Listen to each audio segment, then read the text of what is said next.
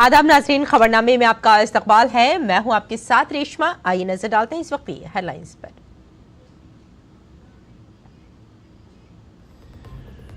वजीर आजम नरेंद्र मोदी आज स्पेन के सदर के साथ वडोदरा में टाटा एयरक्राफ्ट कॉम्प्लेक्स का करेंगे इफ्तिताह। दोनों रहनुमाओं के दरमियान होगी दो तरफा बातचीत।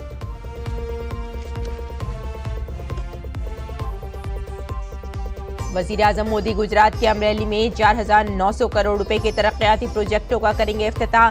भारत माता सरोवर का भी करेंगे इफ्तिताह।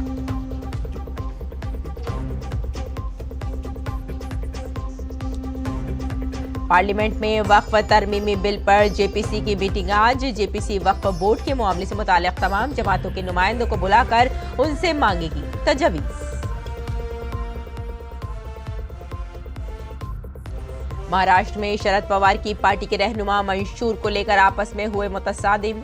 टिकटों की तकसीम पर कांग्रेस में भी इख्तलाफ। प्रियंका गांधी आज से 2 दिन तक वायनाड में इंतखाबी मुहिम चलाएंगी।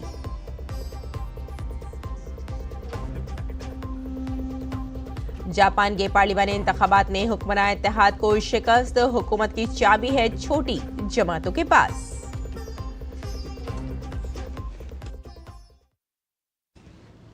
और आइए नाज़रीन, अब तफसील से खबरों पर नजर डालते हैं। वजीर आजम नरेंद्र मोदी गुजरात के दौरे पर हैं। इस दौरान वजीर आजम तकरीबन 4,900 करोड़ रुपए के मुख्तलिफ मंसूबों का इफ्तिताह और संग बुनियाद रखेंगे, जिसमें 2,800 करोड़ रुपए से ज्यादा के मुख्तलिफ सड़क प्रोजेक्ट और 1,100 करोड़ रुपए की लागत से मुकम्मल होने वाले भुज नालिया रेलवे केज कन्वर्जन प्रोजेक्ट शामिल हैं, जिसे वजीर आजम कौम को वक्फ करेंगे। अपने दौरे के दौरान वजीर आजम गुजरात में वडोदरा के बाद अमरेली जाएंगे, जहां एक तकरीब का एहतमाम किया जाएगा। इस प्रोग्राम के साथ वजीर आजम मोदी अमरेली के दुधाला में ढोलकिया फाउंडेशन और गुजरात हुकूमत की मदद से PPP मॉडल पर बनाए गए भारत माता सरोवर का इफ्तिताह करेंगे।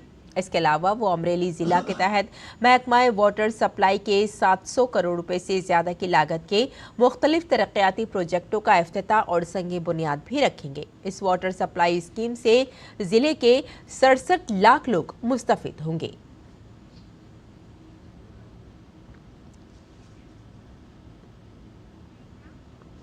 वज़ीर आज़म नरेंद्र मोदी आज गुजरात के वडोदरा में स्पेन हुकूमत के सदर पेड्रो सांचेज के साथ टाटा एयरक्राफ्ट कॉम्प्लेक्स का इफ्तिताह करेंगे। ये कॉम्प्लेक्स C295 तैयारों की तैयारी के लिए बनाया गया है।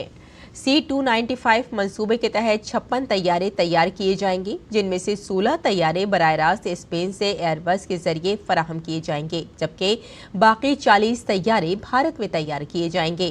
TACL इन 40 तैयारों को तैयार करेगा। ये सहूलत भारत में फौजी तैयारों के लिए निजी शोबे की पहली फाइनल असेंबली लाइन होगी। इस अमल में हवाई जहाज की तैयारी और असेंबली, जांच और इसे फ़ाल करना, तरसील और देखभाल तक शामिल है। 2022 में वज़ीर आज़म ने वडोदरा में फाइनल असेंबली लाइन का संग बुनियाद रखा था।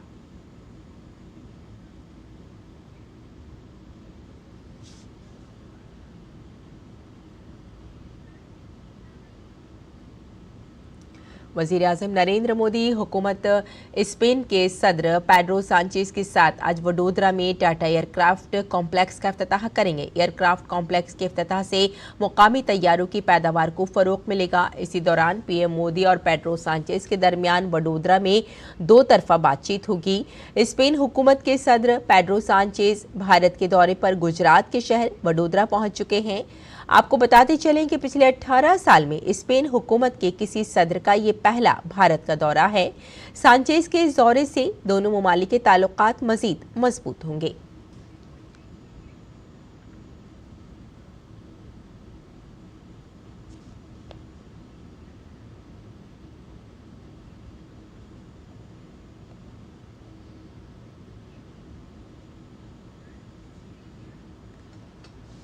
स्पेन हुकूमत के सदर पेड्रो सांचेज आज सुबह वडोदरा पहुंचे, जहां सेक्रेटरी खारजा विक्रम मिस्री ने उनका इस्तकबाल किया। सांचेज का भारत का ये पहला सरकारी दौरा है, ताहम इससे कबल दोनों रहनुमा कसीर जहती मुलाकातों के दौरान कई बार मुलाकात और बातचीत कर चुके हैं। दोनों रहनुमा आज वडोदरा में वफ्द सतह की बातचीत करेंगे। भारत और स्पेन के दरमियान करीबी और दोस्ताना ताल्लुकात हैं। 2017 में वजीर आजम मोदी के स्पेन के दौरे के बाद दो तरफा ताल्लुकात ने नई तवानाई और रफ्तार हासिल की है। सांचेज का दौरा दो तरफा ताल्लुकात के तमाम पहलुओं का जायजा लेने और मुख्तलिफ शोबों में शराकत दारी को मजीद गहरा करने का मौका होगा।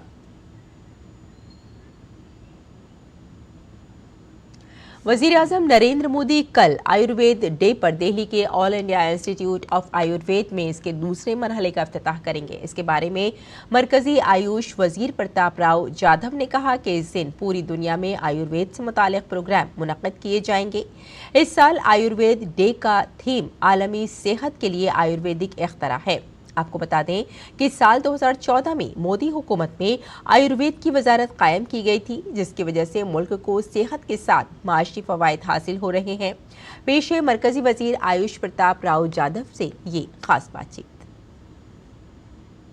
29 तारीख को दुनिया भर में आयुर्वेद दिवस मनाया जा रहा है और इस पर बातचीत करने के लिए हमारे साथ मौजूद हैं केंद्रीय आयुष मंत्री स्वतंत्र प्रभार प्रताप राव जाधव जी। सर, क्या तैयारियां हैं 29 तारीख को लेकर और इस बार आयुर्वेद दिवस में क्या खास रहने वाला है? 29 तारीख को हमारा आयुर्वेद संस्थान है, यहाँ पर माननीय प्रधानमंत्री आदरणीय नरेंद्र मोदी जी खुद पधार रहे हैं और उनके हाथों से और उनके कर कमलों द्वारा यहाँ का जो हमारा फेज 2 यहाँ पर बनाया गया है, लगभग 55,000 स्क्वायर मीटर का जो बना हुआ है, उसका भी इनॉग्रेशन माननीय प्रधानमंत्री करने वाले हैं। ये बारी जो हमारा आयुर्वेद का जो थीम है वो है वैश्विक स्वास्थ्य के लिए आयुर्वेदिक नवाचार। ये थीम लेके ये साल हम हमारा आयुर्वेदिक दिन मना रहे हैं। आयुर्वेद का लोहा इस समय दुनिया मान रहा है और खासकर भारत ने जिस तरीके से काम किया है उसका असर हमें देखने को मिल रहा है। आपको लगता है इस तरीके से लगातार सरकार आयुर्वेद को बढ़ावा दे रही है, भविष्य आयुर्वेद का बहुत सुनहरा है? जब से हमारे प्रधानमंत्री आदरणीय नरेंद्र मोदी जी बने, उन्होंने 2014 में ही यहाँ पर आयुष मंत्रालय की स्थापना की, जो कि पहले नहीं थी। 2014 के पहले इसका जो बजट था वो 250 करोड़ से भी कम था, लेकिन आज की स्थिति में 2024 में इसका बजट लगभग 3,400 करोड़ के पास वहाँ पर पहुँच गया है। जो हमने आयुष वीज़ा निकाला है उसके तहत हजारों लोग बाहर के देश से हमारे देश में आयुर्वेदिक उपचार करने के लिए भी आ रहे हैं। तो आयुर्वेद एक क्रांतिकारी परिवर्तन है और जिसको लेकर भारत सरकार लगातार काम करते हुए नजर आ रही है और सीधे तौर पर कहा जा सकता है कि आर्थिक तौर पर भी इसमें भारत को फायदा हो रहा है। कैमरा पर्सन सौरभ के साथ निशांत राय, डीडी न्यूज, दिल्ली। आगे बढ़ते हैं। वक्फ तरमीमी बिल पर जेपीसी की मीटिंग आज पार्लियामेंट हाउस के अहाते में होगी। जेपीसी वक्फ बोर्ड की मामले से मुताल्लिक नुमाइंदों को बुलाकर उनसे तजावीज मांग रही है। आज पंजाब, हरियाणा, दिल्ली और उत्तराखंड वक्फ बोर्ड के नुमाइंदे अपनी तजावीज पेश करेंगे। कमेटी को पार्लियामेंट के अगले इजलास के पहले हफ्ते तक अपनी रिपोर्ट ऐवान में पेश करनी है। काबिल जिक्र है कि टीएमसी रुकन पार्लियामेंट कल्याण बनर्जी को गुज़िश्ता हफ्ते कमेटी मीटिंग के दौरान उनके रवैये की वजह से मुअत्तल कर दिया गया था। उन्हें आइंदा मीटिंग में शिरकत से रोक दिया गया। कमेटी के चेयरमैन जगदीबा पाल ने लोकसभा के स्पीकर ओम बिरला को एक खत के जरिए इस वाक़े की मुकम्मल तफसीलात दी थी। कमेटी के एनडीए अरकान ने लोकसभा स्पीकर ओम बिरला से भी मुलाकात की थी।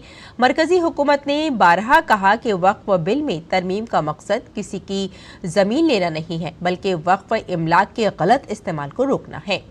ख्याल रहे कि यूपीए हुकूमत ने 2013 में वक्फ एक्ट में तरमीम की थी, जिसके बाद वक्फ बोर्ड को लामहदूद इख्तियारात मिल गए। ताहम वक्फ जमीनों के ताल्लुक से कई नए दावे और तनाज़ात सामने आ रहे हैं। मरकजी वजीर दाखिला अमित शाह आज नई दिल्ली में नेशनल डिजास्टर मैनेजमेंट अथॉरिटी के 20वें यौम तासीस के इफ्तिताही तकरीब में बतौर मेहमान खुसूसी शिरकत करेंगे।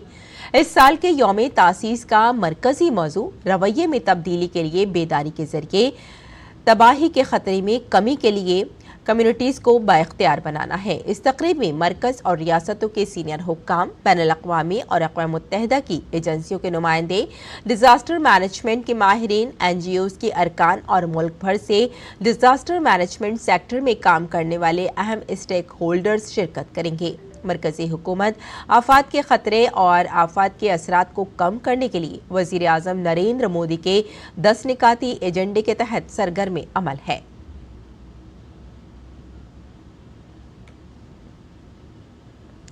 आगे बढ़ते हैं। केरला में वायनाड लोकसभा सीट के लिए 13 नवंबर को ज़िमनी इंतखाबात होंगे, जिसके लिए कांग्रेस उम्मीदवार प्रियंका गांधी मुहिम चलाएंगी। प्रियंका गांधी वायनाड के 2 रोज़ा दौरे पर हैं। लोकसभा इंतखाबात 2024 में राहुल गांधी ने केरला के वायनाड और उत्तर प्रदेश में रायबरेली लोकसभा सीट से कामयाबी हासिल की थी। उन्होंने वायनाड छोड़कर रायबरेली सीट का इंतखाब किया। महाविकास अघाड़ी में सब कुछ ठीक नहीं चल रहा है। मजीद ये कि इसके हलीफ शरद पवार की एनसीपी भी कशमकश के दौर से गुजर रही है। हाल ही में मुंबई में उनकी पार्टी के लीडर जितेंद्र ओहबाद और पार्टी के रियासती अक़लियती नायब सदर यूनुस शेख के दरमियान पार्टी के इंतखाबी मंशूर की किताब पर झगड़ा हुआ। इससे अंदाजा लगाया जा सकता है कि महाविकास अघाड़ी में सब कुछ ठीक नहीं है।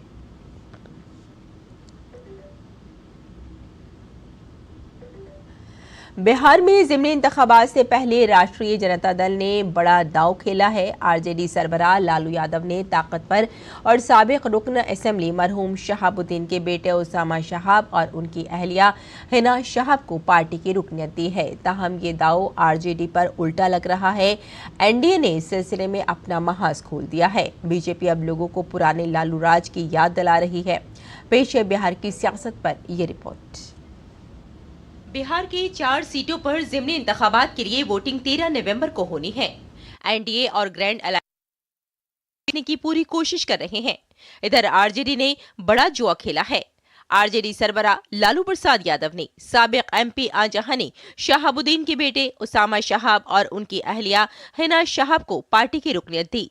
इसके साथ ही तेजस्वी यादव ने खुद उसामा शहाब को ग्रीन टोपी पहनाकर पार्टी में खुशामदीद कहा।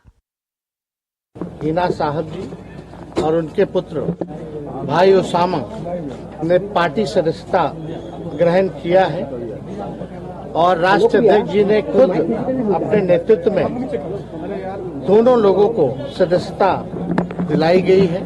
ज़िमनी इंतखाबात से पहले आरजेडी का ये इकदाम अब उनके लिए परेशानी का बाइस बनता दिख रहा है। एनडीए ने इस सिलसिले में अपना महाज खोल दिया है। बिहार के नायब वजीर आला सिमरत चौधरी ने आरजेडी को निशाना बनाते हुए कहा कि आरजेडी मुजरिमों की पार्टी है। ये मुजरिम और बदउनवान लालू प्रसाद यादव का जेवर है। बिहार के लोग 20 साल से लालू को शिकस्त दे रहे हैं और अगले 5 सालों में भी उन्हें हराएंगे।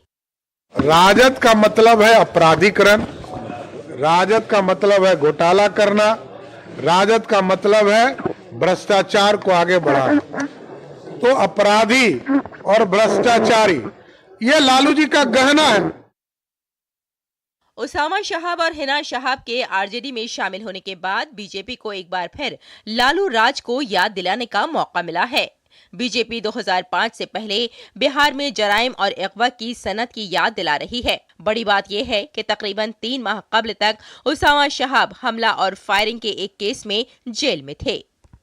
ये जो एमवाई समीकरण उन्होंने बनाया है उसमें या तो नेता अगर ढूंढने की बात होती है तो वो हरियाणा से ढूंढ करके लाते हैं, और मुस्लिम नेता ढूंढने की बात होती है तो पुनः उसी परिवार से ढूंढ करके लाते हैं जिस परिवार के मुखिया ने पूरे बिहार में आपराधिक पृष्ठभूमि तैयार की और पूरे बिहार में जिसे अपराधियों के नेता के रूप में जाना जाता। हम आपको बताते चलें कि इससे पहले उसामा शहाब राबड़ी देवी की रहायशगाह पहुंचे, जहां उन्होंने आरजेडी सुप्रीमो लालू यादव और तेजस्वी यादव से मुलाकात की। ये मुलाकात तकरीबन 1 घंटे तक जारी रही। शहाबुद्दीन के बेटे उसामा को मीडिया के सामने बोलने से गुरेज करते हुए देखा गया। बार बार तेजस्वी यादव ने उनसे कुछ कहने के लिए कहा, लेकिन वो खामोश रहे। Bureau report, DD news Urdu खबरें। और बीजेपी ने उत्तराखंड की केदारनाथ असेंबली सीट पर ज़िमनी इंतखाब में अपने उम्मीदवार का ऐलान कर दिया है। बीजेपी ने केदारनाथ से आशा नौटियाल को टिकट दिया है। आशा नौटियाल बीजेपी महिला मोर्चा की सदर है। आशा नौटियाल केदारनाथ से बीजेपी की साबिक एमएलए भी रह चुकी हैं। केदारनाथ असेंबली नशिस्त बीजेपी एमएलए शीला रानी राउत के इंतकाल की वजह से खाली हुई थी। केदारनाथ असेंबली सीट के लिए वोटिंग 20 नवंबर को होगी और वोटों की गिनती 23 नवंबर को होगी।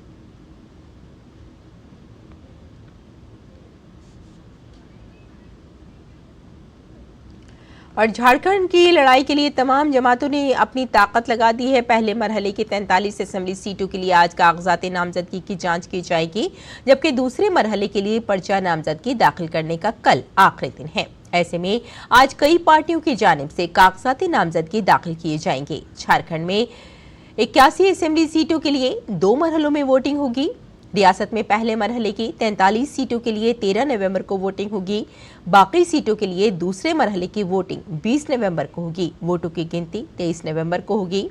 झारखंड में 29,562 पोलिंग बूथ बनाए गए हैं। इसमें 24,520 बूथ देही इलाकों में होंगे। रियासत में 2.6 करोड़ वोटर्स हैं, जिनमें खवातीन वोटर 1.29 करोड़ और मर्द वोटर 1.31 करोड़ हैं।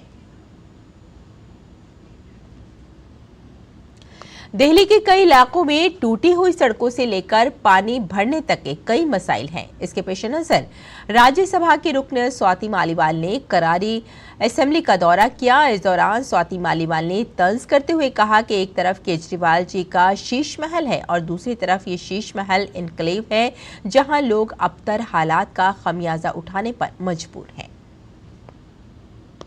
दिल्ली में 2 शीश महल हैं।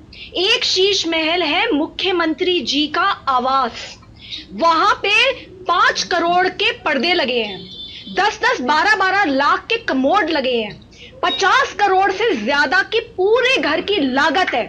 अगर उस शीश महल का आधा लागत भी इस शीश महल में, असली शीश महल में लगा दी होती तो आज जो इतने सारे लोग हैं जो यहाँ त्रस्त हैं, उनकी जिंदगी सुधर जाती। पिछले 10 सालों से ना तो यहाँ विधायक आया है, ना ही यहाँ निगम पार्षद आया है।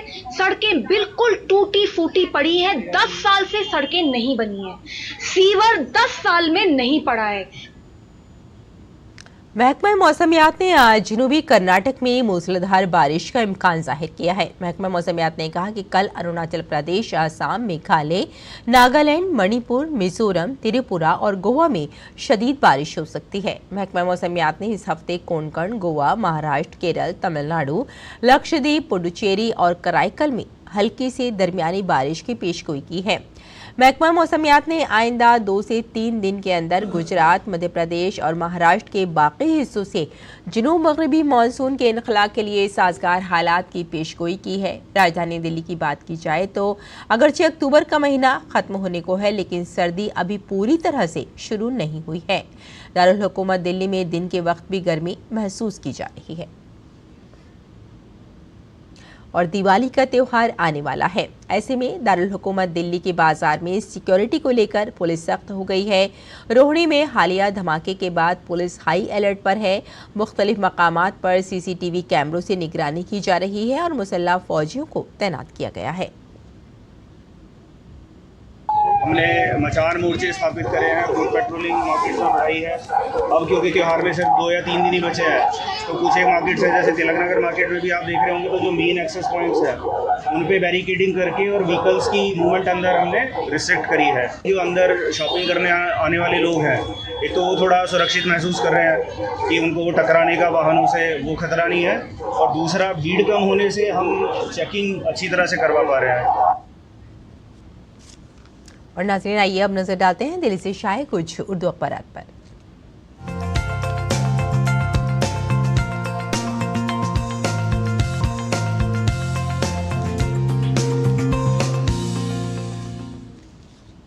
आइए नाज़रीन, अखबारात के जायजे में कुछ ख़ास खबरों पर नज़र डाल लेते हैं। आपको बता दें कि जम्मू कश्मीर के मुकम्मल रियासत के दर्जे की बहाली की राह हमवार हो गई है। रियासती असेंबली से मंजूर करारदाद से मरकज़ को इसमें मुतफ़िक़ पाया गया। पार्लियामेंट के सरमाई इजलास में पेश की जाएगी तजवीज़ और लद्दाख मरकज़ के ज़ेर इंतज़ाम खित्ता बना रहेगा। मरकज़ में आपको बता दें नाज़रीन के जम्मू कश्मीर का मुकम्मल रियासत का दर्जा बहाल करने पर इत्तेफाक राय हो गया है।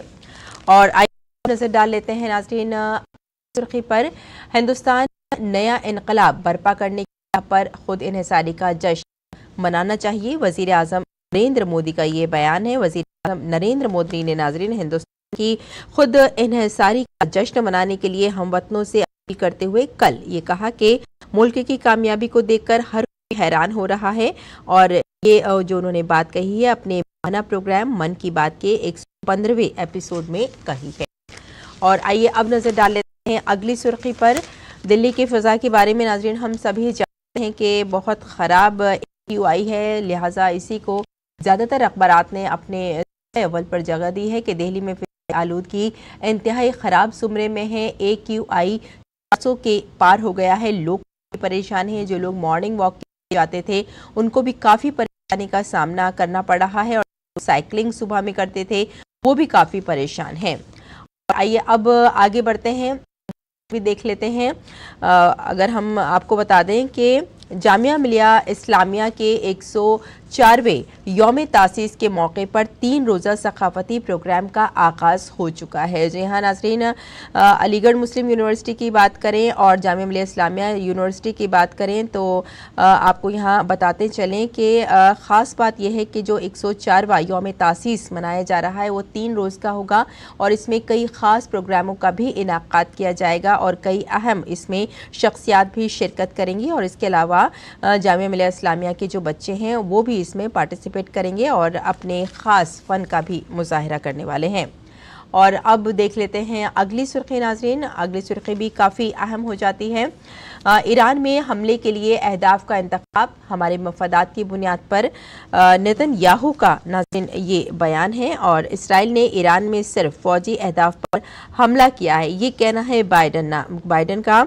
इसराइली वज़ीर आज़म बेंजामिन नेतन्याहू का कहना है कि इसराइल ने ईरान में हमले के लिए अहदाफ का चुनाव वाशिंगटन की उम्मीद के मुताबिक नहीं किया, बल्कि अपने मफादात की बुनियाद पर उन्होंने ये फैसला किया है। और अब देख लेते हैं अगली सुर्खी नाज़रीन। अगली सुर्खी भी काफ़ी अहम है, क्योंकि हम सभी जानते हैं कि महाराष्ट्र असेंबली इंतखाबात जल्द होने वाले हैं। उसी के ताल्लुक से खबर है एनसीपी ने महाराष्ट्र असेंबली इंतखाबात 2024 के लिए उम्मीदवारों का ऐलान कर दिया है। जी हाँ, ख़ास ऐलान हो चुका है और इसमें जो उम्मीदवार हैं उनके भी नाम पूरी तरह से फहरिस्त आप इसमें देख सकते हैं। और अगली सुर्खी भी नाज़रीन चलते चलते देख लेते हैं। हुकूमत अब बिरसा मुंडा और सरदार पटेल का 150वां यौम पैदाइश मनाने वाली है। वज़ीर आज़म नरेंद्र मोदी ने कल ये बात कही है। भगवान बिरसा मुंडा और मर्द आहन सरदार पटेल की 150वीं जयंती अब मनाई जाएगी। और नाज़रीन ये बात वज़ीर आज़म नरेंद्र मोदी ने अपने माहाना प्रोग्राम मन की बात में रेडियो पर कही है। तो नाज़रीन ये था अखबारात का मुख्तसर जायज़ा। और आइए अब लौटते हैं बुलेटिन की जानिब, कुछ और खबरों पर नजर डाल लेते हैं। अमेरिका में सदारती इंतखाबात के लिए माहौल गर्म है। डेमोक्रेटिक उम्मीदवार कमला हैरिस और रिपब्लिकन उम्मीदवार डोनाल्ड ट्रंप इंतखाबी मुहिम में पूरी तरह मसरूफ है। इधर ट्रंप की रैली के लिए हजारों हामी न्यूयॉर्क के मैडिसन स्क्वायर गार्डन पहुंच चुके हैं।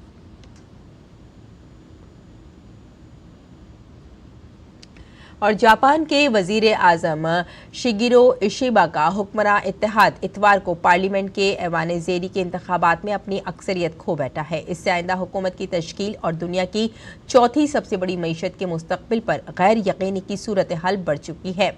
वजीर आजम शिगिरो इशिबा की लिबरल डेमोक्रेटिक पार्टी LDP और जूनियर इत्तेहादी पार्टनर कोमितो ने पार्लियामेंट के ऐवान ज़ेरी में 209 नशिस्तें हासिल की। आपको बता दें कि जापान की 2 ऐवानों वाली पार्लियामेंट में ऐवान ज़ेरी बहुत ताकतवर है। अगरचे अक्सरियत खोने का मतलब हुकूमत में तब्दीली जरूरी नहीं है, लेकिन नताइज से इशिबा के लिए अपनी पार्टी की पॉलिसियों को पार्लियामेंट में मंजूर करवाना मुश्किल हो जाएगा और उन्हें तीसरे इत्तेहादी पार्टनर की तलाश करनी पड़ सकती है। इशिबा, जिन्होंने 1 अक्टूबर को ओहदा संभाला, अपने पेशरो फोमिया किशीदा के लिबरल डेमोक्रेटिक पार्टी के इक़दामात पर अवामी गुस्से को काबू करने में नाकाम रहने के बाद हिमायत हासिल करने की उम्मीद में फौरी इंतखाबात का हुक्म दिया था। और अब मौसम का मिजाज।